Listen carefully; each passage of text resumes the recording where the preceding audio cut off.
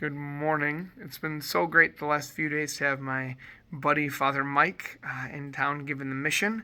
As we've been hanging out and stuff, it's just been that's been taking up and consuming so much of my time.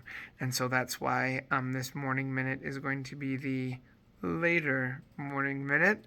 And I'll totally admit that this morning when I realized, gosh, I hadn't filmed a morning minute right away, what just hits my heart is gosh, really, you can't stay on top of that? Yep, that's right, you're not on top of things, you're not as perfect as you think you are or want to be and all that, right? I think we can sometimes have those voices in our head, the evil one who's trying to just discourage us and tell us yeah, it doesn't matter what you do well, yeah, you messed up, you aren't on top of this, and to try to get us to identify with our weaknesses. I know I've said it before. Father Mike, even in the mission the other night, quoted John Paul II where he says, we are not the sum of our failures and our weaknesses.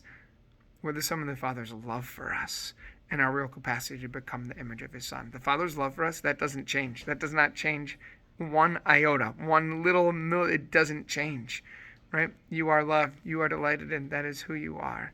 Right? And Father Mike even talked about that we can't listen to that. We can't listen to those voices. We need to realize our identity is solid in the Lord. So you know what?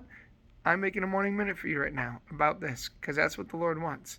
So rather than me believing that voice, I'm going to twist it around, right? God makes all things work for good for those who love him, right? No matter what situation you're in.